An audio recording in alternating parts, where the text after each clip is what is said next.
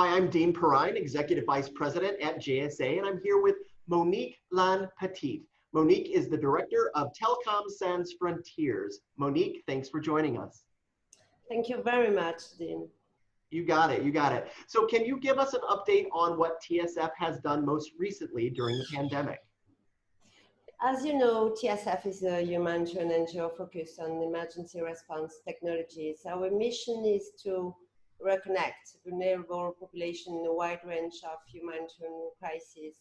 At the beginning of the pandemic, we started our response by mobilizing the contact we developed during over 20 years of humanitarian operation on the ground.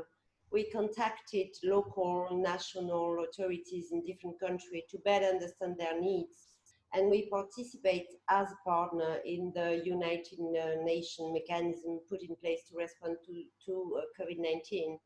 This helps us to monitor the situation as closely as possible and provide our support if needed. Following this conversation, we responded to the request of the Mozambican National Institute for Disaster Management. We provided satellite equipment, bandwidth, and remote training in order to support the coordination of their COVID-19 response operations, in particular in remote area with no connections. This action has been facilitated by the satellite equipment donated by PCCW Global last year in the aftermath of Cyclone Idai. Today, we are continuing all of this conversation to monitor the needs and ensure a rapid response when needed.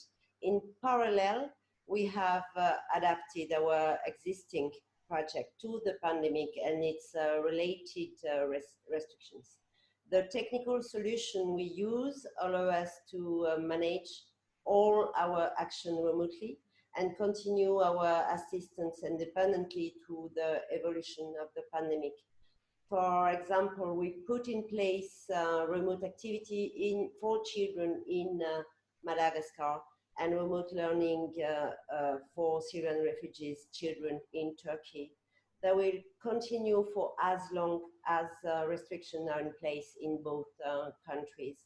In Syria, we have adapted the number of vital connections in support of medical team on the ground. This is also the case in Bosnia and Herzegovina, where we are allowing migrants to remain in contact with the families. Finally, in Mexico, where we provide to migrants vital information and protection measure and administrative procedure, we have adapted the content diffused to include up-to-date information on COVID, and we also increased the number of shelters in which we are present. We keep working to see how the project could be, this project could be further expanded. I love it, Monique. Thank you very much. What kind of impact has TSF had on the communities that you've supported? Migrants, refugees, disadvantaged children, and isolated communities have been particularly affected by the pandemic. The effect of poverty, insecurity, lack of information, and medical assistance are amplified as a result of this crisis. What TSF is doing helps them to get through the situation in the best possible way. In Syria, for example, a computer engineer from our partner, Union of Medical Care and Relief Organizations, say that TSF projects plays a major role in coordinating their work, especially now they are turning a lot their activity to telework.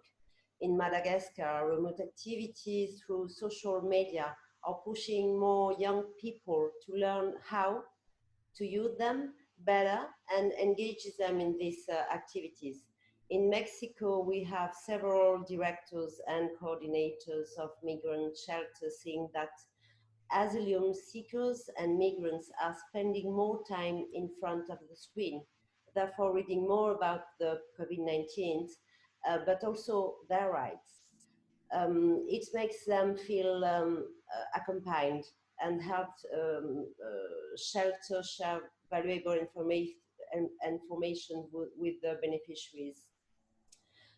In Turkey, parents are happy that TSF, Syrian parents are happy that TSF is keeping its activities. We have parents that say that give children hope as well for parents themselves. It's reassure them that they can continue their education. One of our local teachers even told us that children were so excited about this that they talk about it to their friends. And we had more children wanting to join us.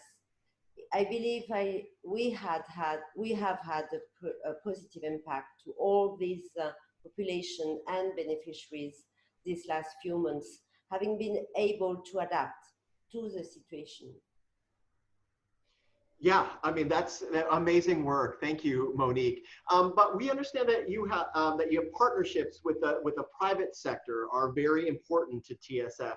Could you explain to the viewers a little bit more about that and why those private sector partnerships are important? Corporate partnership as part of the very essence of TSF, especially at the beginning of our operation 20 years ago. Telecommunication in humanitarian response were not considered a priority.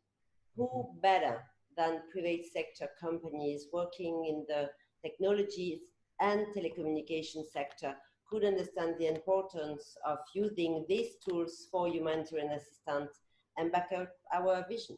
This is exactly what happened.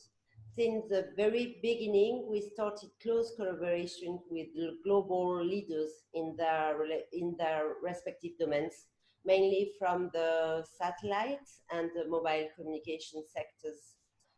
Throughout the years, we developed this relationship and started new ones, combining technical collaborations, strong human relationship, and our humanitarian field experience to be able to assist the most vulnerable. Today, we are particularly proud to have new and long-standing partnerships who share our vision, trust, and allow us to be independent. Being a TSF partner is more than just providing financial support to a humanitarian NGO.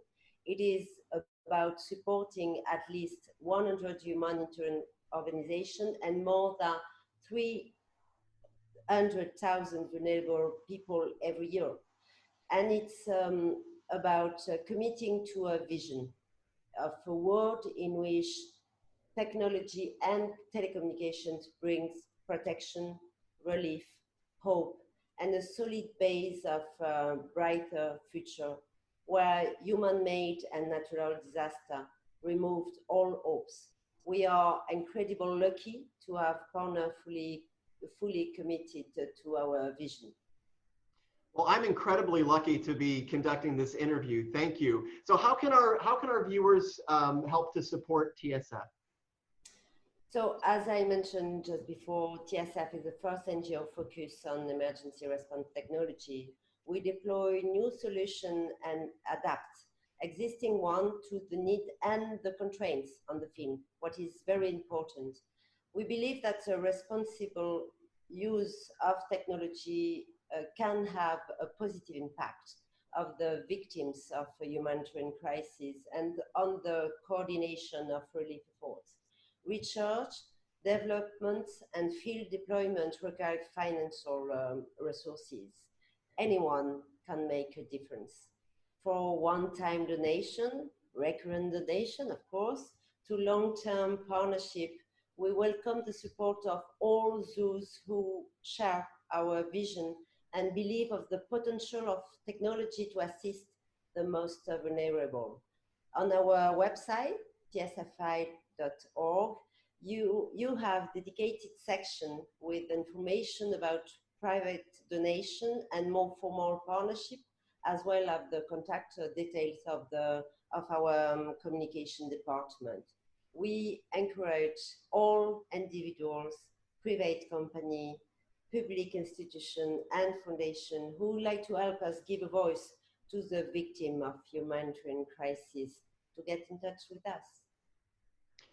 Monique, thank you very much, and thank you for all that you and your organization are doing. We greatly appreciate it.